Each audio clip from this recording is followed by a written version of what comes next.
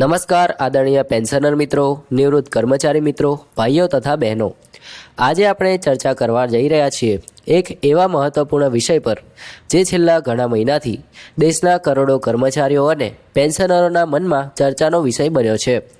મિત્રો, 8મું પગાર પંચ, મોંઘવારી ભથ્થાના ફેરફારો, ડીઆરના મર્જર અને અંગેની શંકાઓ અને આવતીકાલે સંસદમાં નાણામંત્રી દ્વારા આપવામાં આવેલા જવાબો, આ બધું મળીને આજે ખૂબ જ મહત્ત્વ ધરાવે છે।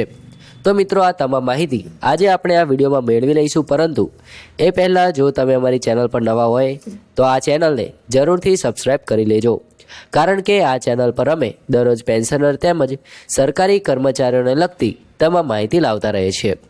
તો મિત્રો, સૌથી પહેલાં વાત કરીએ દેશમાં હાલ કર્મચારીઓ અને પેન્શનરો માટે બનેલી પરિસ્થિતિ વિશે। તો મિત્રો, છેલ્લા અનેક વર્ષોથી મોંઘવારી સતત વધી રહી છે। રોજિંદી જીવન આવશ્યક વસ્તુઓના ભાવ વધી રહ્યા છે અને આ વધતી મોંઘવારી સામે પગાર અને પેન્શનમાં પૂરતો વધારો ન થતો હોવાથી ફરિયાદો સતત સાંભળવામાં આવી રહી છે। કર્મચારી વર્ગ અને નિવૃત્ત પેન્શનર વર્ગ બંને જ આર્થિક દબાણ અનુભવતા હતા અને લાંબા સમયથી રાહ જોઈ રહ્યા હતા નવા પગાર પંચ ક્યારે જાહેર થશે તેની। આ વચ્ચે આવતીકાલે એક મોટી ઘટના બનવા જઈ રહી છે, કારણ કે નાણામંત્રીને 8મા પગાર પંચ અંગે 5 અગત્યની અત્યંત મહત્વપૂર્ણ જવાબો આપવા પડશે। અહીં સમજવું ખૂબ જ જરૂરી છે કે આ 5 પ્રશ્નો માત્ર સામાન્ય પ્રશ્નો નથી। આ એક એવા પ્રશ્નો છે જેનો જવાબ કરોડો કર્મચારીઓના ભવિષ્યના પગારમાં, પેન્શનમાં અને ભથ્થામાં મોટો ફેરફાર કરી શકે છે। ચાલો હવે આ અંગે વિગતવાર ચર્ચા કરીએ। તો પ્રથમ અને સૌથી મોટો પ્રશ્ન છે કે શું સરકાર સત્તાવાર રીતે 8મા પગાર પંચની જાહેરાત કરી છે? તો મિત્રો, આ પ્રશ્નનો મહત્ત્વ એટલું જ વધારે છે કારણ કે ઘરમાંથી લઈને ઓફિસ સુધી કર્મચારીઓ વચ્ચે આ મુદ્દે અનેક પ્રકારની ચર્ચાઓ ચાલી રહી છે। કેટલાકને લાગે છે કે સરકાર નવેમ્બર-ડિસેમ્બર મહિનામાં જાહેર કરશે, તો કેટલાકનું માનવું છે કે 2026થી તેનો અમલ થશે, પરંતુ સત્તાવાર જાહેરનામું ન આવે ત્યાં સુધી કોઈપણ માહિતી માત્ર અનુમાન જ કહેવાય। આવતીકાલે નાણામંત્રી દ્વારા આપવામાં આવતા જવાબથી આ મુદ્દો એકદમ સ્પષ્ટ થઈ જવાનો છે। મિત્રો, બીજો મહત્વપૂર્ણ પ્રશ્ન એ છે કે ડીએ અને ડીઆરને મૂળ પગારમાં મર્જ કરવાનો પ્રસ્તાવ।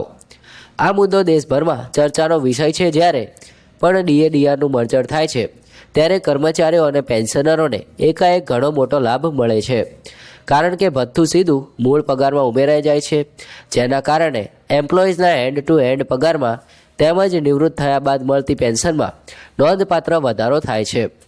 પરંતુ શું સરકાર તાત્કાલિક રાહત આપવા માટે આ પગલું ભરશે કે નહીં, તેનો જવાબ પણ આવતીકાલે મળવાનો છે।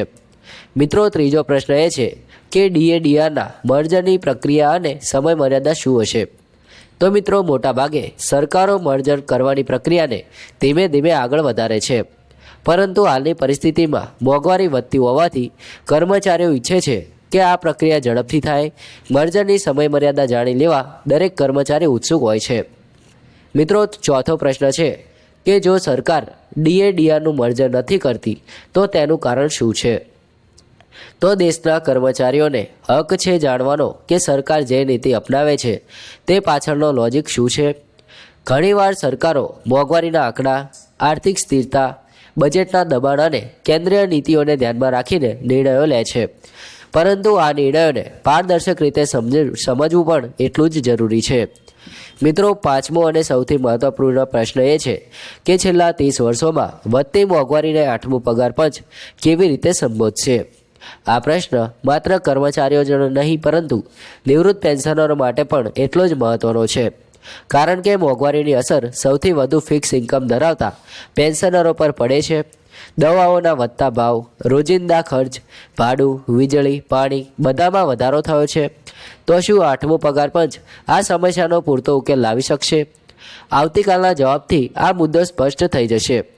અહીં મિત્રો, એક મુદ્દો ખાસ ધ્યાનમાં લેવા જેવો છે કે સંસદનું શિયાળુ સત્ર, આ સત્રની શરૂઆત 1 ડિસેમ્બરથી થવાની છે અને આ સત્રમાં કર્મચારીઓ અને પેન્શનરો માટે અનેક મહત્વપૂર્ણ મુદ્દાઓ પર ચર્ચા થવાની છે।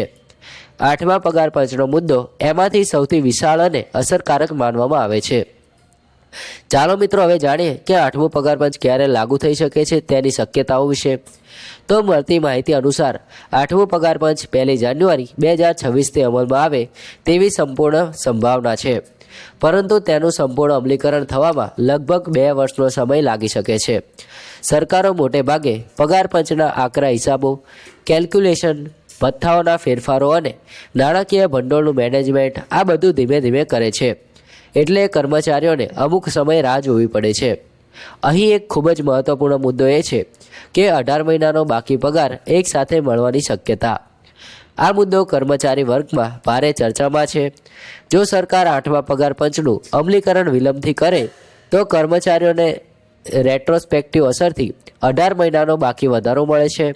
આ રકમ એકસાથે મળે તો મોટો ફાયદો મળી શકે છે અને હપ્તામાં મળે તો પણ સારા લાભ થઈ શકે છે. મિત્રો, 8મું પગાર પંચ લાગુ થાય તો દેશમાં 50 લાખથી વધુ કર્મચારીઓ અને 68 લાખથી વધારે પેન્શનરોને તેનો સીધો લાભ મળવાનો છે.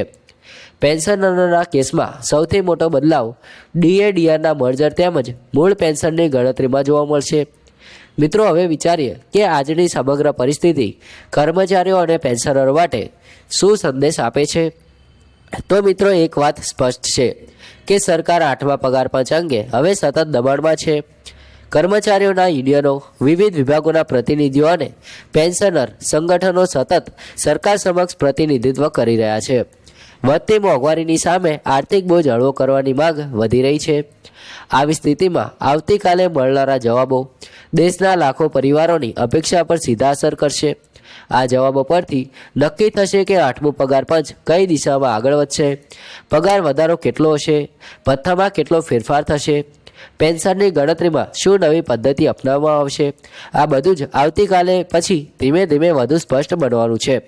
આખરે આપણે આ સંપૂર્ણ ચર્ચાનો સાર જાણીએ તો મિત્રો, 8મું પગાર પંચ જાહેર થશે કે નહીં તેનું સ્પષ્ટીકરણ જોયું, ડીએડીઆરનું મર્જર થશે કે નહીં, મોંઘવારીને ધ્યાનમાં રાખીને પગાર સુધારો કેટલો થશે, 1 જાન્યુઆરી 2026થી અમલીકરણની શક્યતા, 18 મહિનાનો બાકી પગાર એકસાથે મળશે કે નહીં, 50 લાખ કર્મચારી અને 68 લાખ પેન્શનરને મળનારા ફાયદાઓ વિશે આ બધું જ એકદમ નિશ્ચિત રીતે આવતીકાલથી વધુ સ્પષ્ટ થવાનું છે. મિત્રો, આજે આપણે જે માહિતી મેળવી તે તમને ખૂબ જ ઉપયોગી થઈ હશે એવું મને લાગે છે. મિત્રો, આજે આપેલી માહિતી આવતીકાલની સૌથી મોટી ઘટનાને ધ્યાનમાં રાખીને તૈયાર કરવામાં આવી છે. હવે કર્મચારીઓ અને પેન્શનરોની નજર સંસદમાં નાણામંત્રી આપશે તે જવાબો પર છે.